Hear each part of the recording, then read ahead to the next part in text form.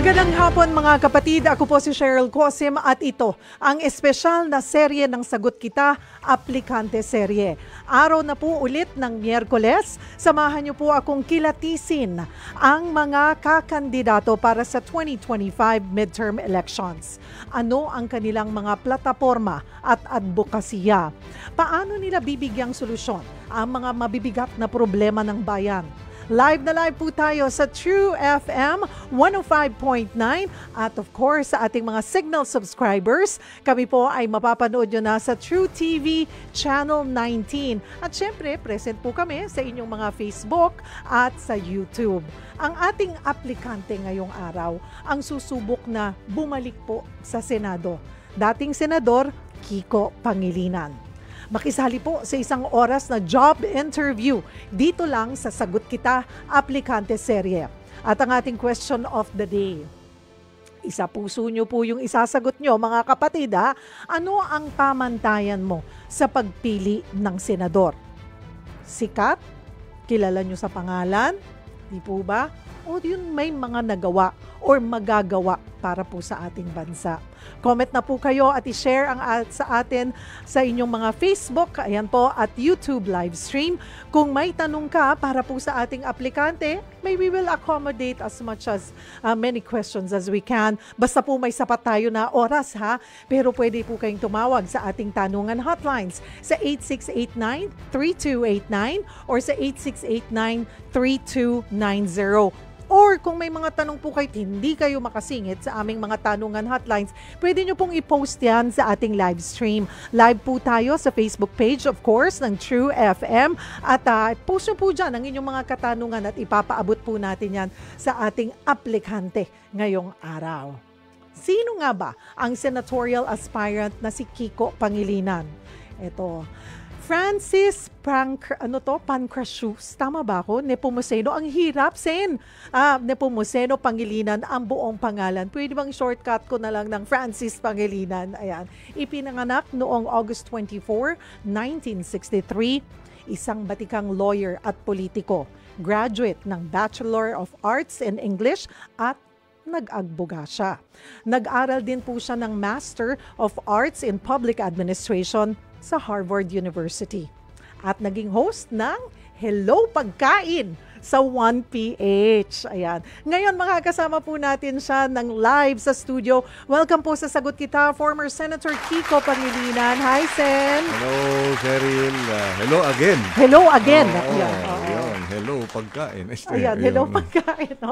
I'm happy to be back and maraming salamat sa pagkakataong ito. Opo, isang oras tayo magkakasama, Sen. Ha? Yes. Pero sabi mo nga, ngayon ka lang nakarating dito sa second floor. Ang dalas-dalas mo dito sa TV5 eh. Ngayon ka lang nakarating. First time dito sa second floor. Ayan, sa second floor.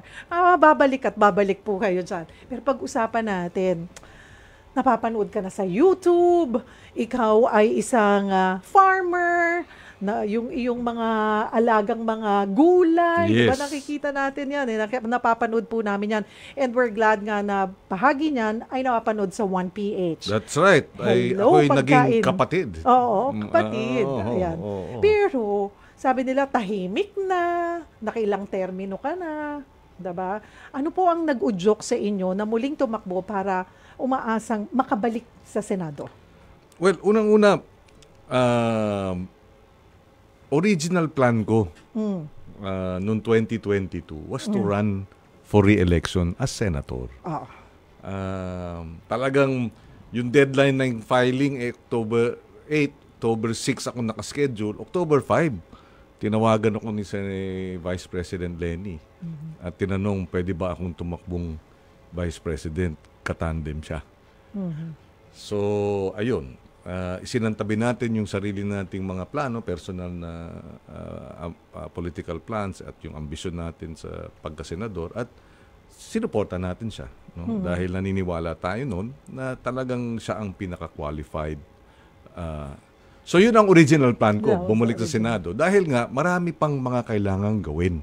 Marami pang mga batas na kailangan ayusin, lalo na sa hanay ng pagkain at ng agrikultura.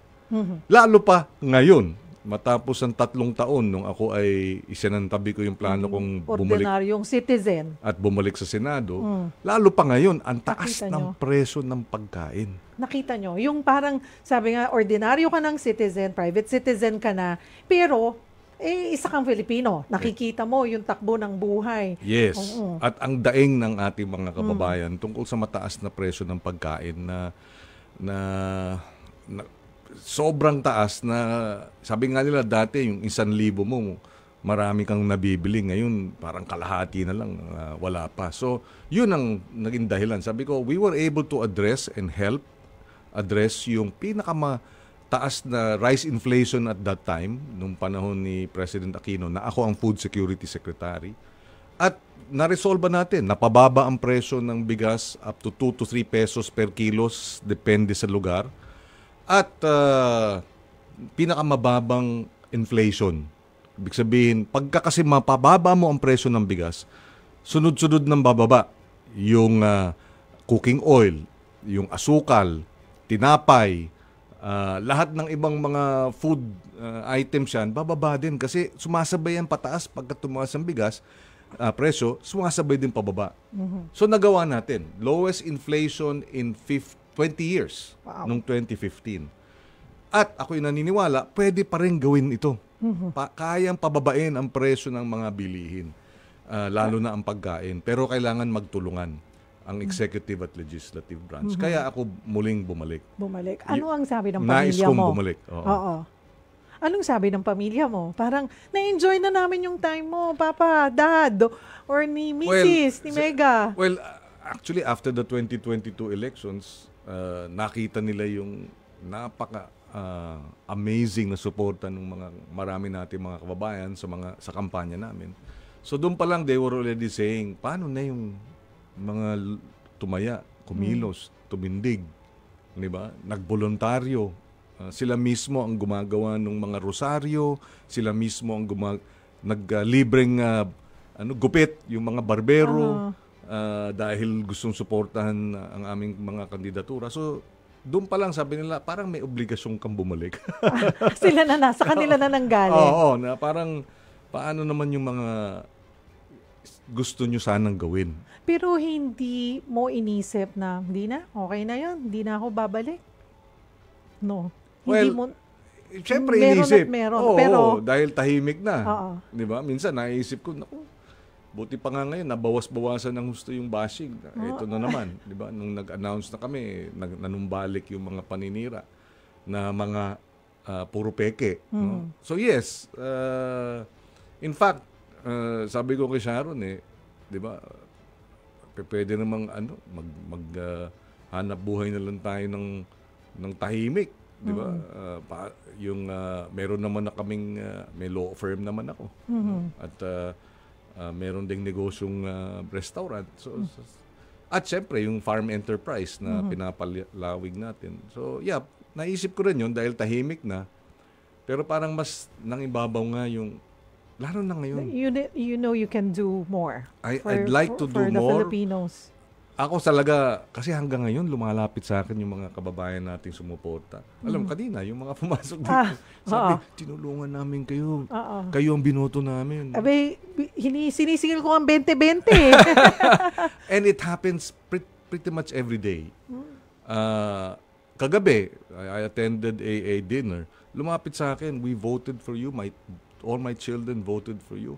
So parang ang pakiramdam ko at yung parang meron akong duty na yung mga nagtiwala sa amin, hindi ko pwedeng talikuran.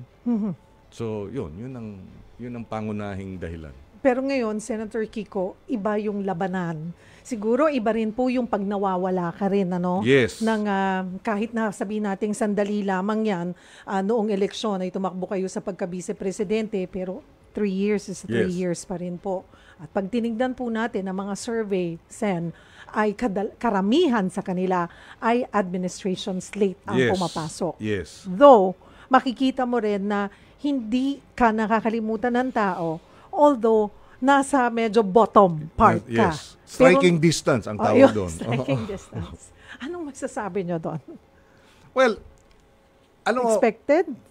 sa dami ng eleksyon na naranasan na natin, marami talaga, sa umpisa ng kampanya, wala sa top 12. Meron pa nga, nag-number 1 eh. Nung umpisa yung kampanya, wala sa top 12. Pagdating ng kampanya, number 1. Di ba? Ganun. So, nangyayari talaga yung and the opposite also is true.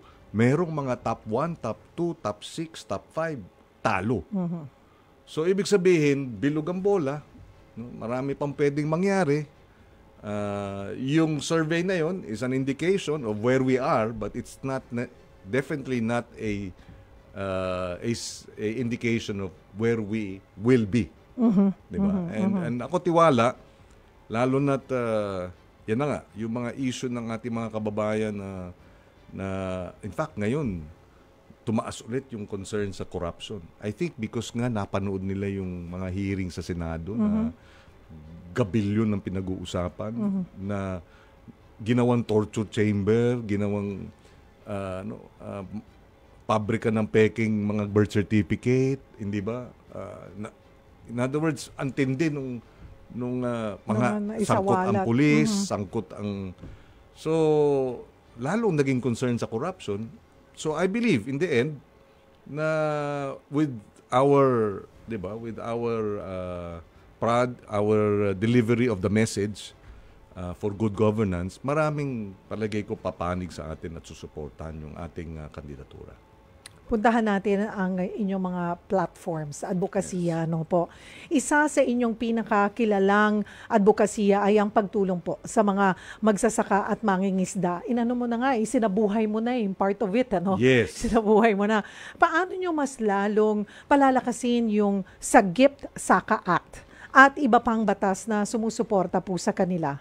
Yes, yung Sagip Saka Act, noong 2016 kasi nung tumakbo ako for re-election, ang plataforma ko noon, paano pa tataasin ng preso, ang kita ng ating mga magsasaka para gumanda ang ani. By 3 years later, napasa yung Sagip Saka Act. At dito, wala nang public bidding, pwedeng bumili na ngayon ang national at local government ng lahat ng requirements nila sa pagkain, feeding program, calamity relief, bigas, gulay, isda, manok, baboy, direkta sa mga magsasaka at mangingisda sa tamang presyo.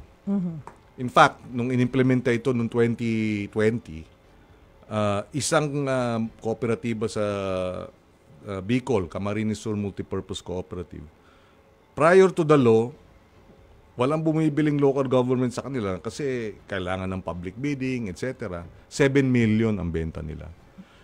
The year after, 2020, nung 13 LGU bumili sa kanila ng bigas, walang public bidding, negotiated yung kontrata, 62 million ang benta nila. So doon pa lang, sabi nga nila, yumaman. Yun ang nais, pero ang problema rito, kulang pa ang full implementation nito. Dahil marami pang ahensya. In fact, minomonitor ko yung budget debates kahapon. At sinabi nung DSWD na bumibili sila based sa NFA ng bigas at hindi sa farmer dahil sa EO. Pero yung EO na ito, panahon pa ni Marcos Sr.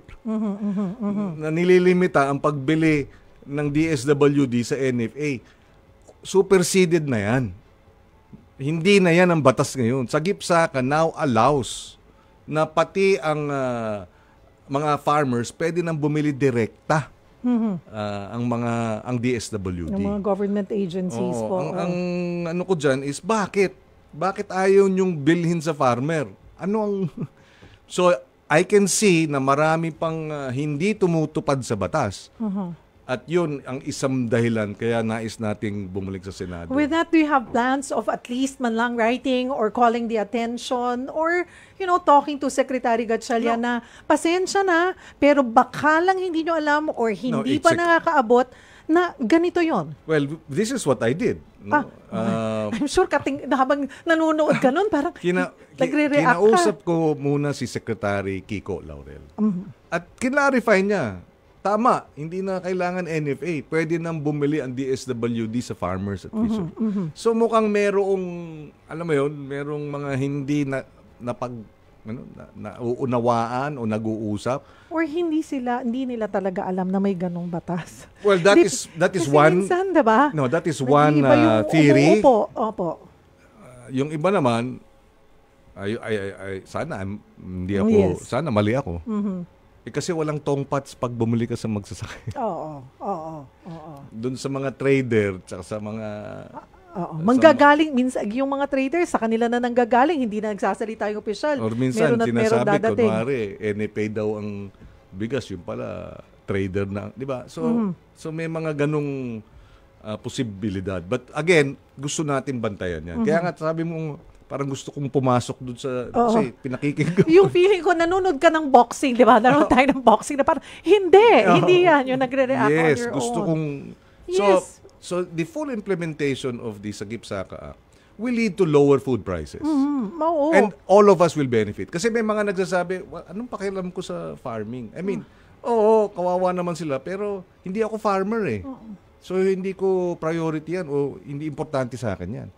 Pero ang totoo, pagka ang farmer nagtanim ng mas marami, dahil sa ngayon hindi siya nagtatanim ng malawakan. Kasi dagdag lugi lang yung... Kung hindi naman mabibili.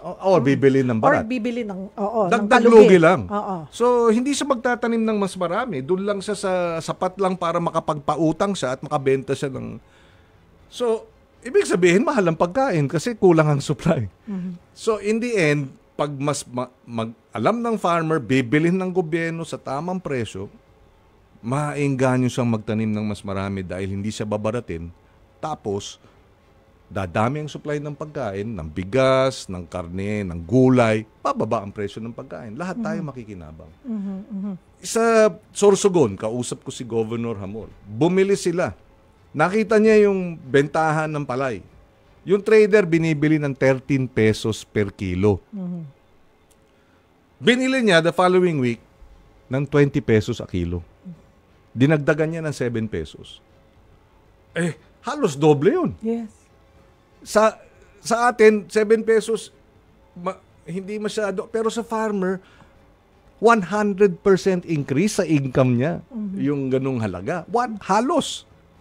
Alam mo, the following week, binibili na ng trader ng 23. Nung nakita ng trader na, may pupuntahan pala si farmer, hindi ko na kayang gipitin. Hindi ko na pwedeng, i-exploit. Hindi ko na pwedeng baratin. Tinaas niya. Kaya naman palang dagdag ng 10 piso. Bakit hindi ginagawa? Kasi nga, siyempre, bawas kita yun eh. So nakakaawa at hindi nakakaawa. Nakaka-rindi yung hindi makatarungang mga hakbang. So is this na something? Gusto kong busisiin pa. You know, sabi nga nila, napanood nila yung Alice Go. Di ba? Bago ba inimbestigahan ng Senado yung hindi pa ban. Pero dahil nakita yung kabulukan ng sistema, yung tindi ng kurakot, ayun, nauwi sa ban. In other words, yung Senado ang nag-udyok para maging tama yung patakaran. So yung ginawa doon sa Pogo, yun ang gagawin natin sa mataas na presyo ng bilihin. Yun ang gagawin natin, iimbestigahan natin at titiyakin na yung mga nagsasamantala, ipapangalanan natin. Kasi halimbawa ngayon, nakakalungkot isipin, nagkaroon ng issue tungkol sa NFA na binenta ng NFA sa trader, yung bigas. Kaya tinanggal yung dating NFA at sinuspindi yung 100 na NFA officials. Yung iba na binalik na. Pero ang tanong, bakit hindi alam natin yung pangalan ng mga trader? Hindi yun ang lumabas. Yung mga opisyal lang. Pero sino ang bumili sino nagbayad nung bigas ng NFA? Di ba yung trader? Bakit walang pangalan? Bakit para siyang invisible? Ano siya? May nagpoprotekta ba sa kanya? Di ba?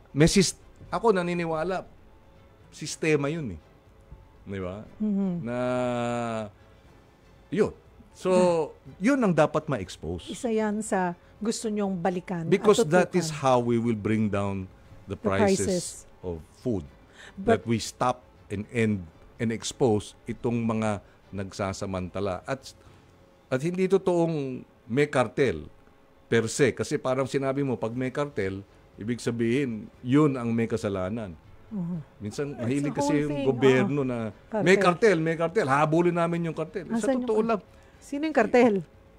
Yung tinuturo ng gobyerno yung kartel, pero yung tatlong daliri sa kanya nakaturo. Dahil hindi naman may mga permit yan. May mga business permit. Di ba? Accredited yan. May permit to operate cold storage. Sino nag-i-issue lahat nun? Ba't di i-revoke lahat yun? Di ba? Yes. So, yun ang isa. We want to bring down rice and food prices and other commodities kasi pag pinababa mo ang presyo ng bigas, bababa na rin ang iba. Ang gulay, ang asukal, ang cooking oil, etc. Sunod-sunod na yan. Mga pangunahing ginagamit natin. And that's what we want. And yun nga po yung sinasabi na, yung pinag-usapan natin mga kabatid, itong Sagip Saka Act. Sayang napakaganda kung na-implement ng tama. And kung mismong government agencies, sabihin na natin na hindi nila alam or nalagpasan nila or hindi sila aware dahil nga bawat ibang administrasyon, ibang tao rin na nakaupo, you can't expect them naman to know. Meron ding mga takot kasi bagong batas, baka makuha tayo. In fact, ini-interview ako sa isang programa sa ibang stasyon at sinasabi daw nung isang farmer representative, hinihingin daw sila ng resibo para sa VAT, etc., etc. Nagtataka ako kasi iniisip ko bakit hinihingi ng para sa VAT? Ang agriculture products exempted sa VAT. Diba? So parang naglalagay ng mga roadblock para hindi mangyari.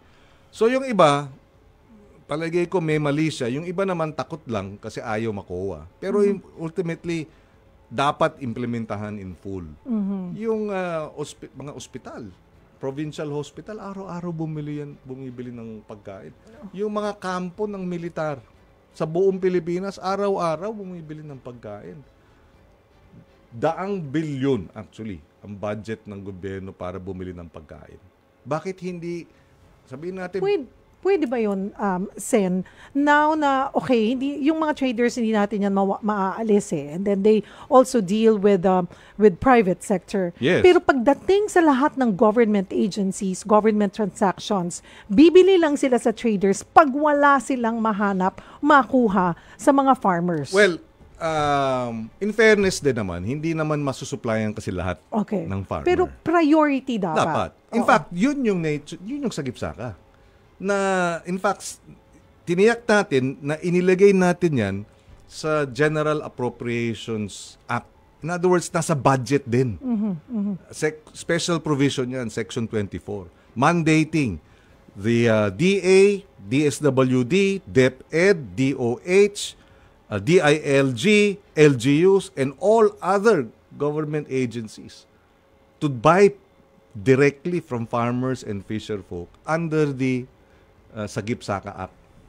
Andun Ang sarap imbestigahan sa Senado or ng isang journal na titingnan saan kayo nagsibili. Ganun lang kasimple. Yes. Diba? Ganun lang kasimple saan kayo bumili. Bakit hindi? Yun lang. Yes. Napakalaking storya na. At itong huling budget, sinabi nga, dahil sa isang EO. Pero superseded na yung EO na yan nung Republic Act 11321. Ang biro ko nga kaya yan 11321 para matigil na yung pagwa 123 sa mga magsasaka. Babaliktarin na natin. 321 na dapat ngayon. Pero pagka ganyan yung asta na sinasabing kailangan lagyan ng VAT, kailangan ng ganito, kailangan ng tax account number, etc. Parang wina 123 na naman. Hindi tama. Ano rin kaya ang ginagawa, dapat yan alam din ng COA.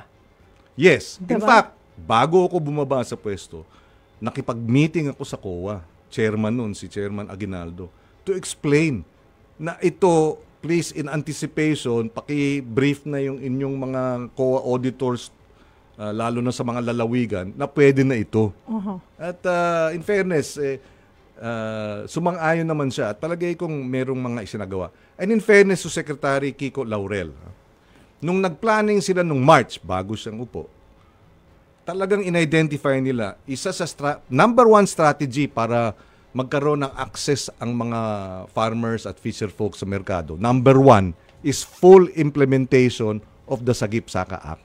Mm-hmm. Kasi pag alam ng magsasaka, bibili ng gobyerno sa tamang halaga, hindi barat, maengganyo siyang magtanim. At pag meron na siyang kontrata, gagamitin ngayon niya yung kontrata na yun, pupunta siya sa microfinance, pautang. Dahil ang aking kliyente, ang buyer ko, gobyerno. Saan ko gagamitin yung utang? Dadagdag ako ng labor para mas marami ako matamnan. Saan pa? Re-renta ako ng refrigerated van para ma-deliver ko yung mga gulay na ano. So maganda ang quality ko, mas marami akong dagdag na tinatamnan, gaganda ang ani, o di babagsak ang presyo ng pagkain.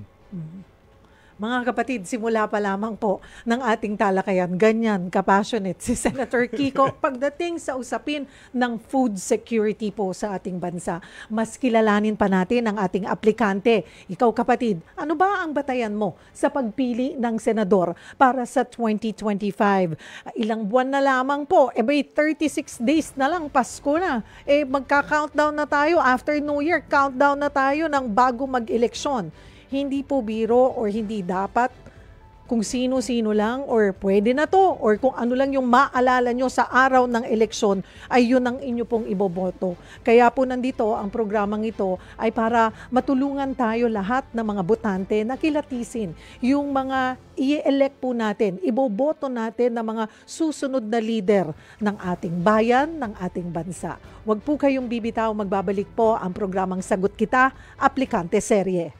Nagbabalik po ang Sagot Kita, Aplikante Serye. Ako po si Cheryl Cosim, kasama natin ang senatorial aspirant na si Kiko Pangilinan. Ngayon naman, Sen, ayan po, pag-usapan natin yung ilan pang doon sa inyong mga sinusulong or advokasya. Hindi ka raw pabor sa 64 pesos a day na food poor threshold. Ano po? Magkano ba sa tingin nyo? Yung dapat na food allowance sa isang araw ng isang pamilya? Well, merong mga datos kasi na nagsasabi. Ang meal na masasabi mong per person, hindi 21. It has to be at least mga 75 to 100. Minimum na yun. Minimum. So, it's 5 times more than anong sinasabi nila. Saan ka nakakita? 21 pesos per meal. Ano yun? Yung isang itlog lang, 15 pesos na. Ano matitira? So talagang hindi tama. Ang sinasabi nila dyan, ibig sabihin, pag hindi ka na food, mahalaga yan kasi pag hindi ka na food poor, di ba? Hindi ka na kailangan tulungan ng gobyerno. Hindi ka na kailangan bigyan ng iba pang mga intervention. Kasi okay ka na Pero saan ka nakakita na okay ka na sa halagang 64 pesos a day? A day. Hindi man lang per meal. Para makakain ng sapat. O nga, a day. Ano basihan? Ang biro ko nga nun Biro na naman. Biro. Diba? Kasi sabi nila, diba? Ano ba yung basihan? Noodles. Diba? Healthy. Tapos itlog. Tapos yung dilis ba? 'Di ba? Tuyo, 'di ba? So sabi ko noodles, yung NEDA. Noodles, Egg and Dilis Authority. NEDA. Oo nga. So but i-connect ko kanina sa una nating napag-usapan kung, 'di ba? Siguro possible 64. Pero sandali lang. Tingnan muna natin yung production natin. Also, yung sapat na para sabi nyo nga, nakakatakot yung inflation ngayon. Hindi, tsaka yung umaaray ang mga tao. Sabi mo na 64, pero ano namang klase? Ganun lang ba ang level ng sabihin na natin, touring natin sa mga kababayan natin? Paano yung masustansyang pagkain? At tama ka, ang taas. Yung mga even the upper middle class, ano, siguro kahit na yung mga mayayaman, umaaray sa inflation. What more yung mga kapatid natin Exactly. na nasa laylayan? At ito pa isang interesting na ano, babawasan nila yung pagkain nila, pero ang gastos nila sa data, Hindi pwede. hindi pwedeng mawala. Pero naintindihan natin dahil, di ba, yan ang, kumbaga, indispensable na itong ating digital, di ba, connectivity. So, pero still, in fact, isang issue rin yan na ating tinalakay, itong GCash na nawala bigla yung pondo. Aba, pag nangyari pa yan, di ba, malaking ano sa ating mga kababayan, ang mahal-mahal na ng bilihin, nagkakandakuban na sa kakatrabaho para sa panggasto sa pang-araw-araw, tapos mawawala. But in fairness sa GCash, I Binalik think, naman binalik daw po. ka agad at it was an internal glitch na hindi pa daw naililipat kung saan. Nandun pa rin sa sistema. Pero yung mga ganong intervention, napakahalaga para protektahan natin yung ating mga consumer. Isa pa natin ipinaglaban itong recently, itong issue ng scalpers sa mga tickets. Big concerts. Hindi, grabe, pipila ng napakahaba overnight pagdating dun sa ticket outlet. Wala na. Ubus na. Nabili na. Tapos, susubukan online. Ginawang pinagkakitaan. Exactly. 1.5, yung kay Olivia Rodrigo, 1.5 yun eh. Whether nasa malayo o malapit kasi fundraising, pang charity. Yes. Aba, binibenta ng 15,000. Wow. 10,000 sa black market. So, yun, kailangan ng batas para doon. Hirap na ang buhay, protektahan naman natin yung ating mga consumer. Ang taas na ng presyo ng bilihin, gawa ng paraan para hindi na sila, tapos aanuhin pa sila, magkakaskam pa. Puntahan ko itong Juvenile Justice and Welfare Act din po. Yes. Mahalagang batas na inyong isinulong. Ngunit may mga nag-aakusa na ito rin ang naging sanhi ng paglaganap ng krimen dahil ibinaba natin sa 15 years old, di po ba? Yes. What's your take on that? Una, iba yung datos. In fact, base sa police data mismo, walang 2% sa kabuang mga criminal activity o criminal cases galing sa menor de edad. 98 point something percent mga hustong gulang. In other words, napakaliit. So hindi totoong dumami ang krimen dahil sa mga minors in conflict with the law. I remember it was si Pangulong Duterte pa ang nag-call ng attention, no? At ang gusto nilang gawin, ibalik sa 9 years old yung criminal liability. Tama ba 'yun? Para bang ganun na ba ka rahas? Ganun na ba ka cruel at inhumane na ang 9 years old na grade 3 kailangan parusahan at isama sa criminal justice system? But marami rin kasinungalingan. Isa sa number 1 na kasinungalingan ay dahil daw sa batas, hindi pwedeng parusahan at dapat pakawalan itong mga non-rape, pumatay, nanakit. Kasinungalingan yan. Because the law says, kailangan managot.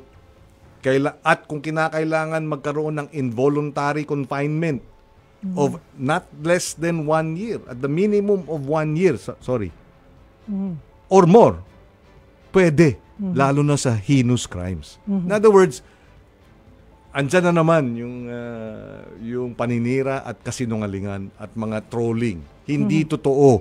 Huwag po kayong maniniwala na walang pananagutan ang mga menor de edad dahil sa batas. Meron. Pwede nga silang i-confine involuntarily, minimum of 1 year. It can be more. And pwede rin silang managot sa krimen if they acted with discernment.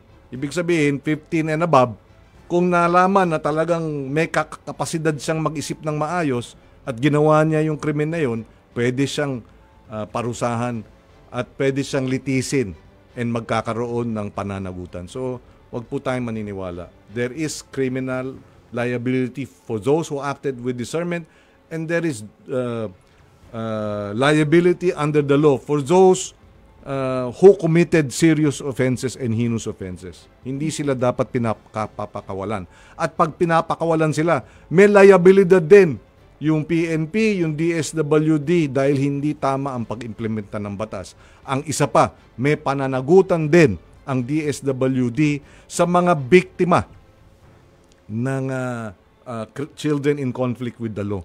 They have to provide assistance, support, and counseling. So, hindi lamang yung mga children in conflict with the law ang bibigyan ng programa at intervention. Pati yung pamilya ng mga biktima ay kailangan bigyan din ng suporta at intervention.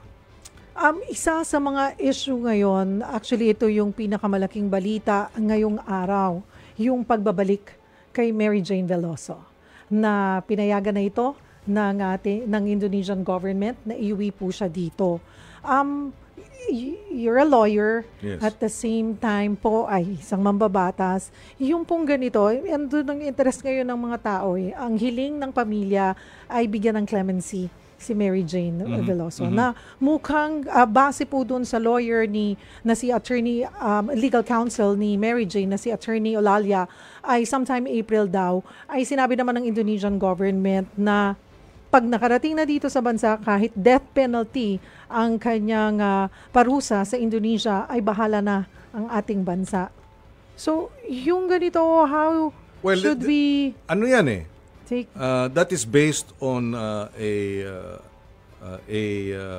treaty between Indonesia and the Philippines in terms of Philippine nationals getting involved in criminal offenses and vice versa. So, number one, dapat ibalik talaga sana dito. Before Christmas daw. Ayun, dahil siyempre, mas madaling mabisita ng mga mahal sa buhay. At siyempre, iba yung nandito ka sa sarili mong bansa. So malaking we welcome that at nagpapasalamat tayo sa Indonesian government. And second, ano man ang magiging resulta rito ng kaso at pag-uusap has to be a continuing discussion and conversation and mutually agreed by both countries. Kasi ang apela ng family, clemency. Yes. So that will have to be between the Philippine and the Indonesian government to negotiate and discuss. And if the Indonesian government has already said pwede, or it depends, nasa bansa na natin, yes, nasa Pangulo na.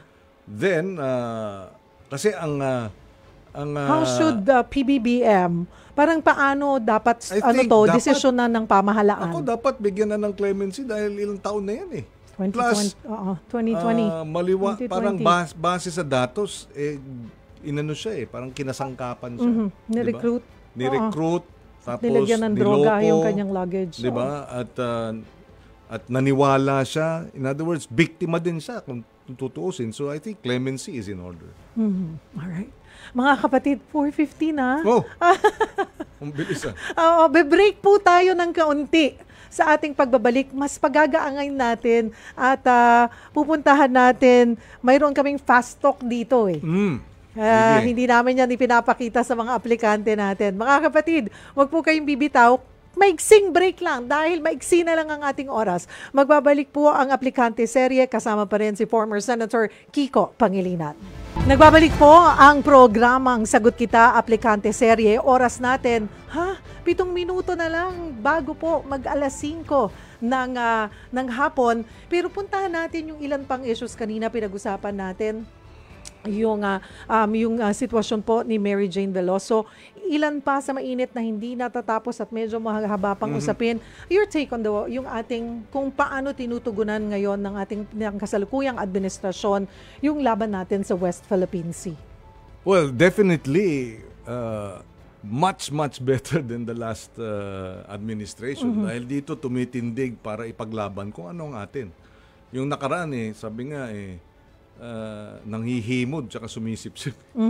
Nakakainis. Hindi lang nakakainis, nakakapanggalaiti na ginagawa tayong sunod-sunuran sa China na hindi naman ganyan ang ating mga kababayan. In fact, sa totoo lang ang Philippine Revolution of 1896 at yung establishment of Philippine Independence Declaration noong 1898, naging inspirasyon yan para yung si Sun Yat-sen sa China.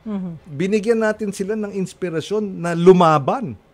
Tapos ngayon tayo ay nagsusunod-sunuran sa kanila. Hindi. So, we have to continue to defend what is ours. Dapat dyan may tuloy-tuloy na pagpapatrolya ng ating mga karagatan, suportahan yung ating mga mangingisda. Dapat dyan paigtingin at palakasin ang ating armed forces in the context of being able to defend our sovereign waters with equipment, mga satellite, etc. Plus, we have to build our alliances with the United States, with hindi lang US, Japan, Australia, New Zealand, South Korea, ASEAN. Lahat ng mga kumukontra sa China dapat nag-uusap at nagtutulungan.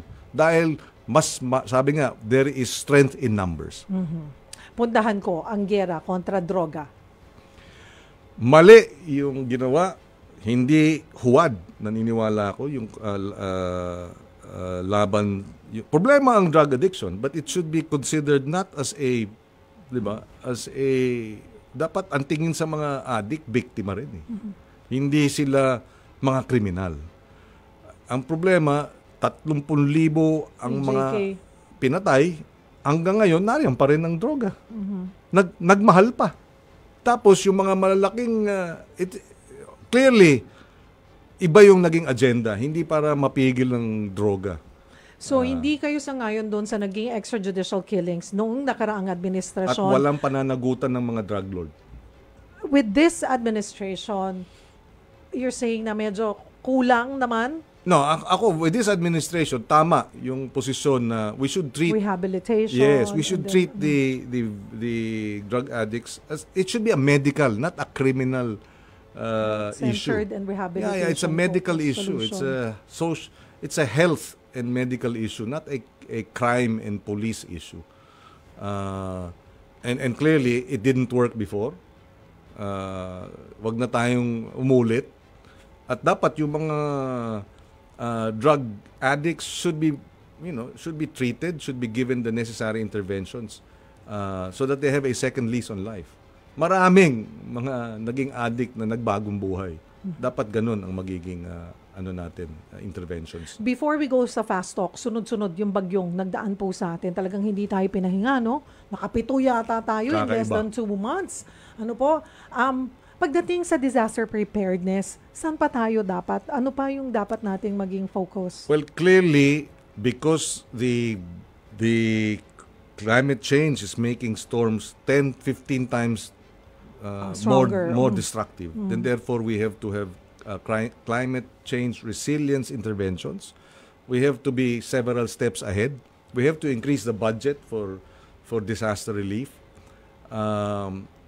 Yung intervention para ibalik yung Project NOAA, no, na mamomonitor saan bubuhos ang ulan, yes, saan ang magbabaha, dapat proactive.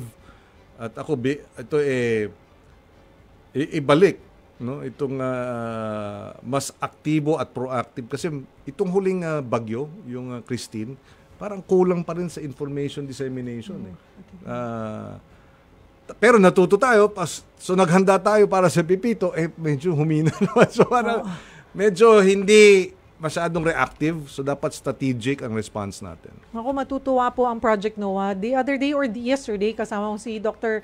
Mahar Lagmay. At yun nga, ito ay nilaunch, pero we thought na, kailangan ng funding. Though ngayon, meron silang Memorandum of Agreement, I think, MOA, or Memorandum of Understanding with, kung di ako nagkakamali, ay National Defense. National Defense sa pamahalaan. Kasi under the yung civil defense, merong civil defense, tsaka yung disaster. National Disaster Management. At yung services yata nila ay may mga LGUs pa rin.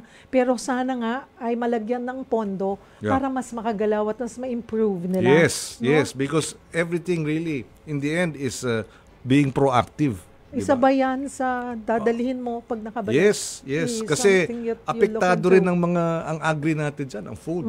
Ang laki nung about over 10 billion na ang losses sa agriculture because of the because of this series of typhoons. Okay, we have 1 minute left. Ayan, pero sabi ni Sir Alvin, pwede tayo mga 1-2 minutong Overtime.